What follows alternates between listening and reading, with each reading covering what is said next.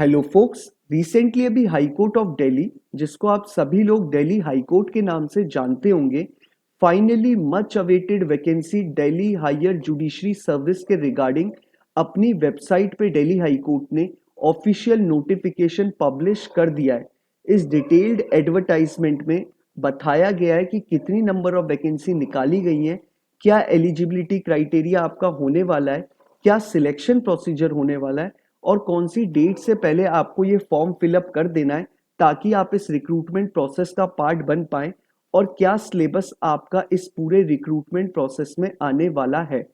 अब हम इस डिटेल्ड एडवर्टाइजमेंट को समझने से पहले मैं एक इंपॉर्टेंट इंफॉर्मेशन वीडियो की स्टार्टिंग में देना चाहता हूं कि जो भी बच्चा लॉ के रिगार्डिंग वैकेंसीज टाइमली जानना चाहता है कि उसे टाइमली अपडेट्स मिल जाए लॉ की वैकेंसी के रिगार्डिंग, और अगर उसको कोई प्रिपरेशन के दौरान भी अगर उसे कोई इशू आता है या प्रैक्टिस के दौरान अगर उसे कोई इशू आता है, वो भी सारी चीजें वो मुझसे पूछ सकता है और चैनल को सब्सक्राइब कर सकता है ताकि उसे सारी नोटिफिकेशन, सारी डिटेल्ड एडवर्टाइजमेंट के बारे में उसको टाइमली अपडेट मिल जाए। और अगर जो चीजें मैंने आपको और बोली हैं, अगर आपको उन सब चीजों में कोई प्रॉब्लम आती है तो भी आप मुझसे कम्युनिकेट कर सकते हैं बहुत इजीली। इंस्टाग्राम में टेक्स्ट मैसेज कर सकते हैं आप मुझे, या फिर आप मुझे इसी एडवर्टाइजमेंट में या किसी भी एडवर्टाइजमेंट के नीचे कमेंट बॉक्स में मुझे कमेंट कर सकते हैं ताकि मैं आपको हर चीज का टाइमली रिप्लाई दे पाऊं। अब हम इस डिटेल्ड एडवर्टाइजमेंट को समझ लेते हैं। इस बार दिल्ली हायर जुडिशियल सर्विस ने 16 वैकेंसी पब्लिश करी है, 16 वैकेंसीज निकाली हैं, 15 एग्जिस्टिंग है और एक एंटिसिपेटेड। एंटिसिपेटेड मीन्स कि आने वाले टाइम के लिए वो वैकेंसी की जरूरत पड़ सकती है, इसलिए टोटल इन्होंने 16 वैकेंसी निकाली है। अब इसमें हम इनका एग्जाम पैटर्न देख लेते हैं। सबसे पहले आपका प्रीलिम्स का एग्जाम कंडक्ट कराया जाएगा और इसमें नेगेटिव मार्किंग होगी। 25% नेगेटिव मार्किंग मीन्स 0.25 आपका अगर गलत आंसर होता है तो आपके डिडक्ट किए जाएंगे। अब इसके बाद अगर आप प्रीलिम्स क्लियर कर लेते हैं, उसके बाद आपका मेंस कंडक्ट कराया जाएगा दिल्ली हायर जुडिशियल सर्विस के द्वारा, और अगर आप मेंस भी क्लियर कर लेते हैं उसके बाद आपका फाइनली वाइवा होगा। वाइवा मींस आपका पीआई होगा, पर्सनल इंटरव्यू कंडक्ट कराया जाएगा। तो ये आपकी 3 स्टेजेस में आपका एग्जाम कंडक्ट होने वाला है। पहले प्रीलिम्स, फिर मेंस, उसके बाद आपका पीआई मतलब पर्सनल इंटरव्यू। अब इन्होंने आपको बोला है जो आपका प्रीलिम्स का एग्जाम कंडक्ट होगा उसकी डेट आपको पहले से ही बता दी गई है। 20 अगस्त 20 अगस्त 2023 को आपका एग्जाम कंडक्ट कराया जाएगा और टाइमिंग होगी सुबह 11 AM से लेके दिन के 1 PM तक, मतलब 2 घंटे का आपका एग्जाम कंडक्ट कराया जाएगा। अब हम बात कर लेते हैं पे स्केल के बारे में।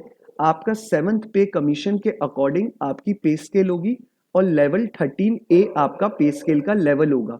आपकी जो पे स्केल होगी वो 1,31,100 रुपीज से लेके 2,16,600 के इन बिटवीन होगी। तो मतलब एक बार मैं आपको फिर बता देता हूँ, 1,31,100 रुपए से लेके 2,16,600 रुपए के इन बिटवीन आपकी सैलरी होगी। ये आपका पे स्केल है दिल्ली हायर जुडिशियल सर्विस का।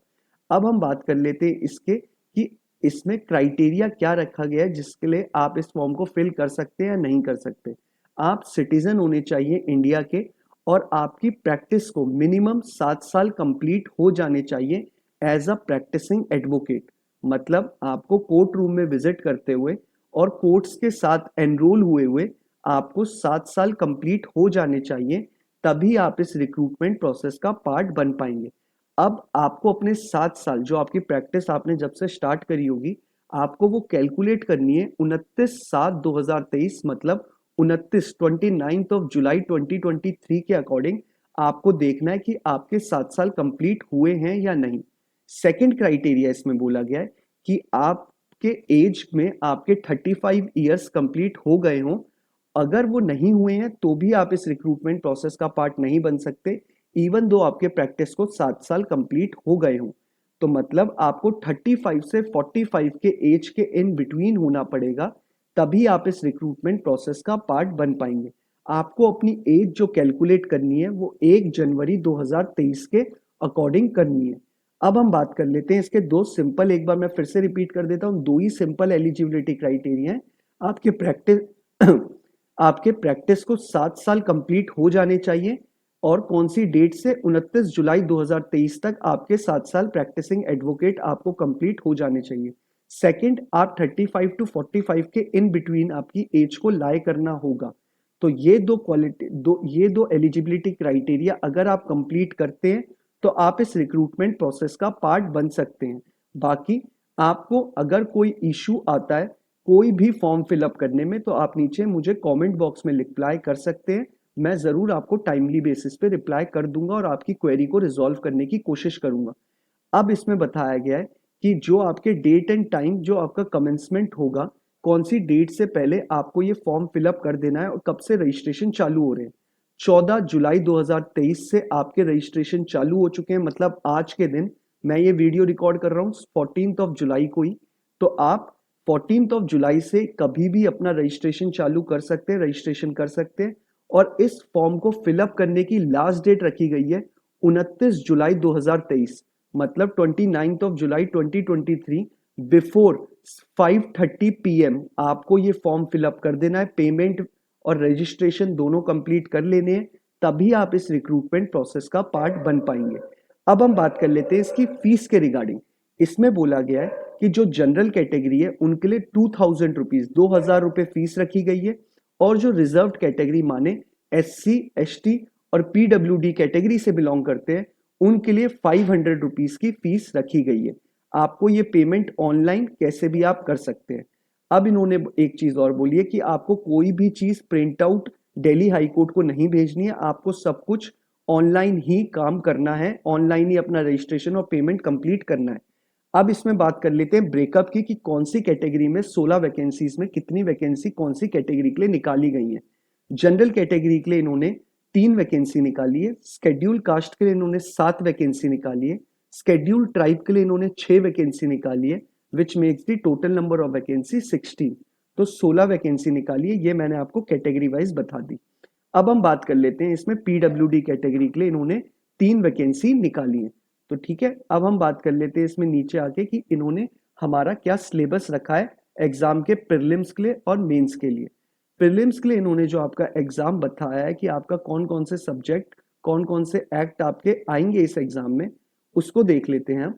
तो इन्होंने बोला है एक चीज और, इसमें एज क्राइटेरिया के आपको क्या क्या डॉक्यूमेंट्स आपके पास जब वेरिफिकेशन होगा आपके पास क्या क्या होने चाहिए ये भी बताया। आपके पास 10th 12th अपनी मार्कशीट, पासिंग सर्टिफिकेट और LLB की डिग्री, अगर किसी ने इंटीग्रेटेड करी है, किसी ने 3 ईयर की करी है तो 3 ईयर से पहले उसने LLB से पहले कुछ BA या BCom कंप्लीट करा होगा, उसकी मार्कशीट, डिग्री, फिर LLB की मार्कशीट और डिग्री, और जिसने इंटीग्रेटेड करा है उसे तो कॉन्सिक्यूलेटेड दोनों मिल गई होंगी। तो आप इसको सारी चीजें, फिर उसके बाद आपके एडवोकेट का लाइसेंस, आपके पास एनरोलमेंट सर्टिफिकेट होना चाहिए बार काउंसिल जो इशू करता है, आपके पास जो AIBE का सर्टिफिकेट होगा पास करने का सर्टिफिकेट, वो आपके फिलिंग ऑफ इनकम टैक्स, आप जब 7 साल की प्रैक्टिस कर रहे होंगे अगर आप इनकम टैक्स ब्रैकेट में आते हैं तो आपको उसके रिटर्न्स फाइल करने होंगे, उसके रिटर्न्स आपको दिखाने होंगे कि आपने फाइल करे हैं। तो ये सारी बेसिक चीजें, अगर आप किसी कैटेगरी से बिलोंग करते हैं तो उसका सर्टिफिकेट, ये सारे डॉक्यूमेंट्स आपको अपने ध्यान से रख लेने हैं। अगर आप सिलेक्ट होते हैं तो ये सारी चीजों की आपको बाद में जरूरत पड़ेगी।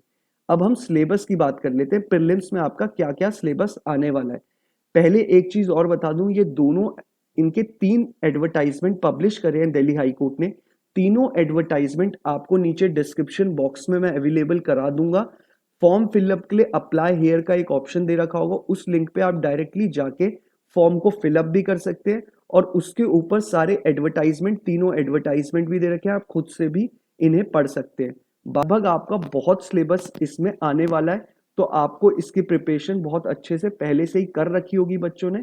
इसी नोटिफिकेशन का काफी बच्चे वेट कर रहे थे, इसलिए मैं इसे सेम डे ही बना रहा हूं ताकि आप लोगों को थोड़ा भी टाइम ना लगे इसे समझने में। अब इसमें बोला है कि मिनिमम क्वालिफाइंग मार्क्स रखे गए हैं, जनरल कैटेगरी में 50% मार्क्स मिनिमम क्वालिफाइंग रखे गए हैं, स्केड्यूल का स्केड्यूल ट्राइब के लिए 45 और PWD के लिए भी 45 रखे गए हैं। अब हम मेंस के एग्जामिनेशन की बात कर लेते हैं। 150 नंबर का आपका GK और लैंग्वेज का एग्जाम कंडक्ट कराया जाएगा, पेपर 1 होगा, क्योंकि जो आपका प्रीलिम्स होगा वो तो 2 घंटे का होगा, 10 बजे से 1 बजे तक। अगर आप वो क्वालिफाई करते हैं तो मेंस में आपके एग्जाम कंडक्ट कराए जाएंगे। 4 एग्जाम आपके कंडक्ट होंगे 3-3 घंटे के। अब हम बात कर लेते हैं इसमें 3 घंटे में आपका जो पेपर 1 होगा उसमें जनरल नॉलेज एंड लैंग्वेज के आएगा, पेपर 2 में आपके लॉ का एग्जाम होगा, पेपर 3 भी आपका लॉ का एग्जाम होगा और पेपर 4 भी आपका लॉ का एग्जाम। तो मतलब पहले एग्जाम ही आपका जीके और लैंग्वेज का होगा, बाकी तीनों पेपर आपके लॉ के रिगार्डिंग होंगे। और कितने नंबर के होंगे? 200-200 नंबर के आपके तीनों पेपर होंगे। पहला पेपर सिर्फ आपका 150 नंबर का होगा। बाकी ये सारा एडवर्टाइजमेंट आप खुद से डाउनलोड करके भी इसको देख सकते हैं। मेंस में आपका मिनिमम क्वालिफाइंग जो जनरल कैटेगरी के लिए रखा है वो 45% रखा है, एससी और एसटी कैटेगरी के लिए 40% रखा गया है। ठीक है, बाकी अब आपके हम बात कर लेते हैं वाइस मतलब पीआई के लिए पर्सनल इंटरव्यू की बात कर लेते हैं। वो आपका 250 नंबर का कंडक्ट कराया जाएगा। जनरल कैटेगरी वाले बच्चे को मिनिमम 50% इंटरव्यू में भी स्कोर करने पड़ेंगे। तो हर एग्जाम, तीनों एग्जाम में मतलब प्रीलिम्स, मेंस और वाइवा में, तीनों में आपके लिए पासिंग मार्क्स रखे गए हैं, लेकिन आपको पासिंग मार्क्स से ज्यादा स्कोर करनी है क्योंकि एट लास्ट मेरिट लिस्ट बनती है। आपको मेरिट लिस्ट के अकॉर्डिंग ही आपको सिलेक्ट किया जाएगा। अब अगर आपको इस पूरे एडवर्टाइजमेंट के रिगार्डिंग कोई आपकी क्वेरी अराइज हुई हो तो आप मुझे नीचे कमेंट बॉक्स में लिख सकते हैं अपनी क्वेरी, या फिर इंस्टाग्राम पे टेक्स्ट मैसेज ड्रॉप कर सकते हैं। मैं पूरी कोशिश करूंगा टाइमली आपकी क्वेरी को रिजॉल्व कर दूं। और अगर आप चाहते हैं कि आपको सारे लॉ के रिक्रूटमेंट और वैकेंसी के बारे में और इंटर्नशिप्स के बारे में आपको टाइमली अपडेट्स मिल जाएं, आपको टाइमली पता चल जाए कहाँ पे आपकी स्टेट में और आपकी सिटी में आपकी वैकेंसी निकली है, तो आप इस चैनल को सब्सक्राइब कर सकते हैं ताकि कोई भी अपडेट आपसे मिस ना हो। बाकी अगर आपको ये वीडियो पसंद भी आया हो तो आप इसे लाइक और शेयर भी कर सकते हैं। Thank you so much.